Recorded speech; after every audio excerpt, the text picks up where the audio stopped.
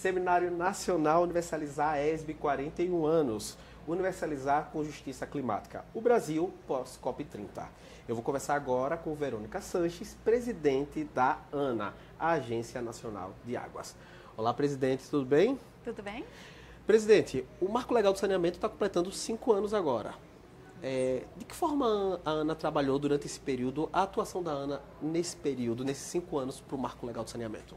Bom, primeiro, te agradecer aqui pelo espaço, pela entrevista. Uma alegria estar com vocês aqui nesse seminário Universalizar, comemorando os 41 anos da ESB, que mostram 41 anos de experiência de prestação de serviços em todo o Brasil. E nesse sentido que a ESB tem contribuído muito com a ANA nesses últimos 5 anos em que a agência recebeu as atribuições de fazer as normas de referência para a regulação do setor.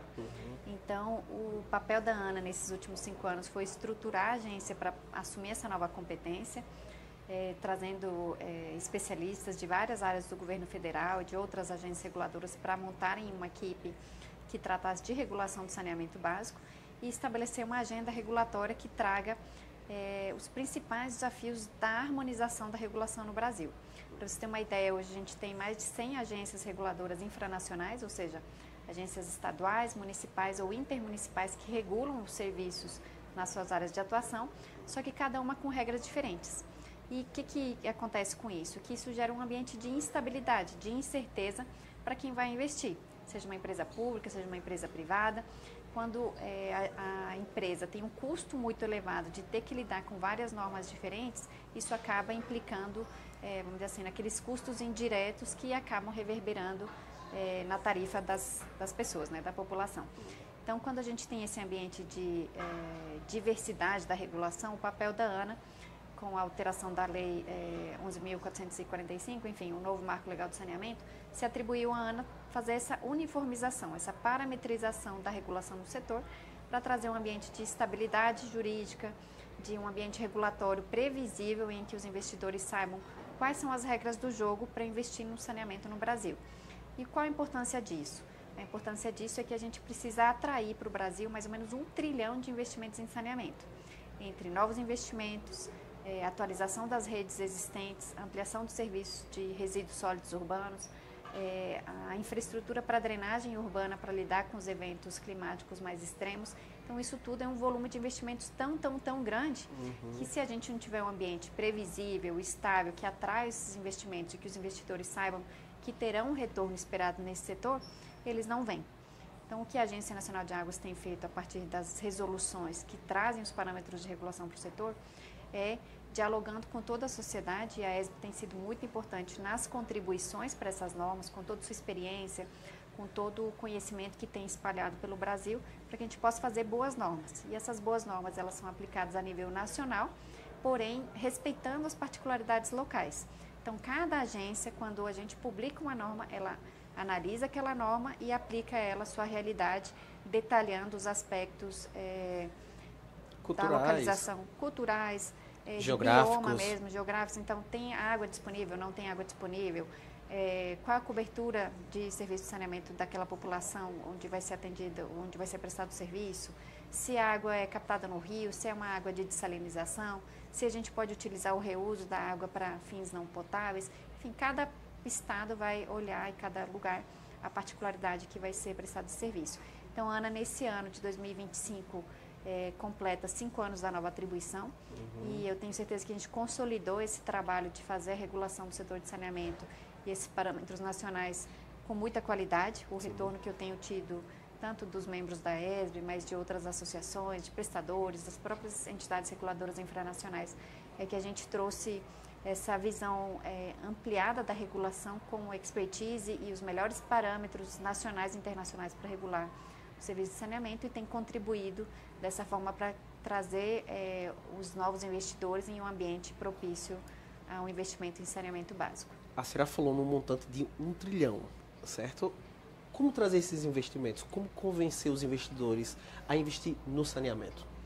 Então, o mundo olha o serviço de saneamento básico como uma utility, ou seja, são serviços que são prestados à população, assim como a prestação de serviço de energia elétrica, distribuição de energia, como o serviço de telecomunicações, o saneamento também é uma utility. Qual que é a diferença no Brasil? que os serviços de acesso à energia são universalizados, de acesso a telecomunicações também são universalizados, e o saneamento não é.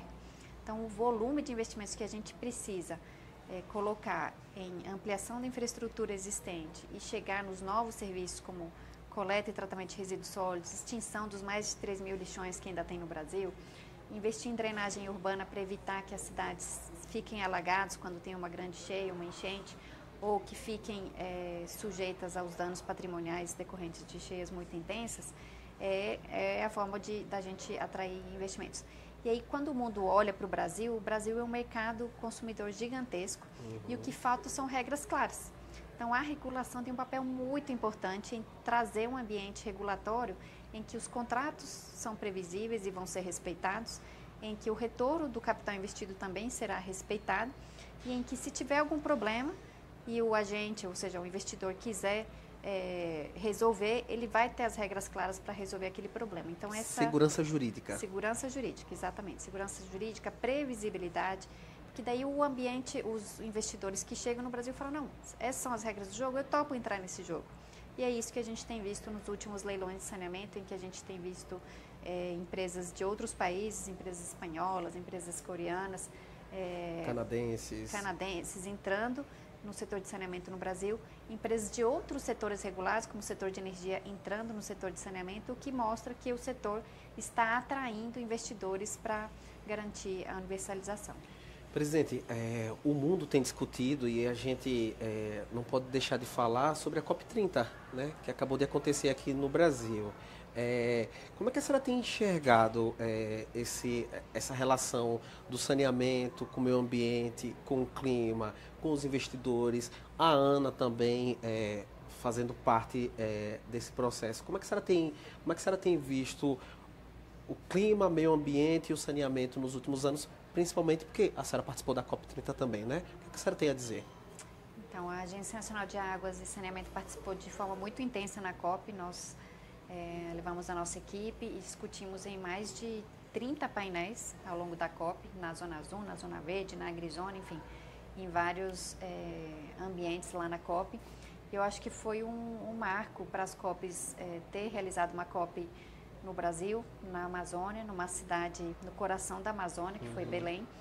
A cidade de Belém recebeu a todos de braços abertos, né, mostrando o melhor da sua cultura, da gastronomia e das belezas naturais também, mas também trouxe para o mundo, né, para quem não conhece o Brasil, o que é a Amazônia, o que é uma cidade amazônica. Então, não é aquela visão romantizada, e sim uma cidade com milhões de pessoas que vivem na floresta amazônica, mas numa cidade, né, totalmente urbanizada e que também tem todos os desafios de lidar, por exemplo, com a falta de saneamento básico. Sim. Então, Belém em si tem uma cobertura de água e esgoto muito baixa. Agora, né, a expectativa é que eles consigam universalizar o serviço nos próximos anos a partir de uma concessão e do aumento dos investimentos que vão acontecer lá. Mas essa é a grande realidade, não só do Brasil, mas de grande parte dos países da América do Sul, países africanos, países da Ásia também, que convivem diariamente com populações empobrecidas, sem acesso a serviços essenciais e em discussões de mudança do clima em que você só pensa em descarbonização. Quando a gente falou na COP, um ponto importante que a gente fez uma carta da água, né, sobre a importância de ter o tema água na COP, porque a água é o veículo pelo qual as mudanças do clima são refletidas na população. Claro. Por quê? Quando tem aumento da temperatura global, a água evapora dos reservatórios, ou seja, reduz a quantidade de água nos reservatórios para todos os usos. Água potável. Isso aumenta a formação, vamos dizer assim, de tempestades mais intensas. Então, os eventos de cheias, pelas nossas projeções, serão cada vez mais intensos e mais recorrentes, ou seja, eles vão acontecer a cada período de tempo mais curto, e as secas também serão mais intensas e mais prolongadas. Isso quer dizer o quê? A seca é falta de água, a cheia é excesso de água no mesmo lugar, concentrado no tempo na mesma hora. Então, assim, esses eventos extremos serão sentidos no planeta inteiro, e no Brasil a gente já teve a constatação disso em 2024, com as secas na região norte e a cheia no Rio Grande do Sul. Então, a ANA faz os estudos dos impactos da mudança do clima na disponibilidade de água para todos os usos, e mostra que a gente precisa construir uma infraestrutura mais resiliente e capaz de lidar com os eventos climáticos extremos de forma mais objetiva e mais contundente. Eles estão aí e a gente precisa se preparar de forma qualificada para proteger as nossas populações e as nossas infraestruturas. Agora eu queria a opinião da senhora. Foi válida a COP30? A senhora acha que, de fato, realmente vai sair alguma coisa de lá? Então, eu acho que foi muito válida. Vieram pessoas do mundo todo para Belém, para o Brasil, para conhecer a realidade amazônica. As discussões de alto nível ocorreram de forma muito qualificada, conduzidas pelo Brasil como presidente da COP. E eu acho que os resultados, sim, demonstram, né, que teremos aporte de recursos para redução de desflorestamento, ou seja, preservar as florestas em pé, porque as florestas é que produzem água. Então, tem um nexo direto aí entre preservação das florestas e a disponibilidade hídrica e toda uma agenda de descarbonização e de transição energética importante também. Presidente, então é possível ter justiça climática?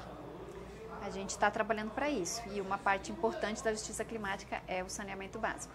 Você só tem justiça climática, social e equidade quando todo mundo tem acesso a um serviço essencial, que é ter água na torneira e não estar sujeito a se contaminar com esgoto não tratado.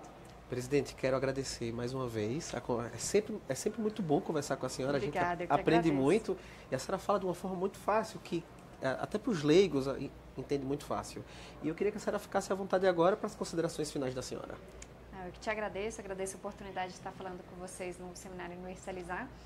Sempre uma honra estar aqui participando dos debates muito qualificados que vocês trazem e dizer que contem com a ANA, a Agência Nacional de Águas e Saneamento está aí para ajudar, para apoiar na universalização do serviço de saneamento básico.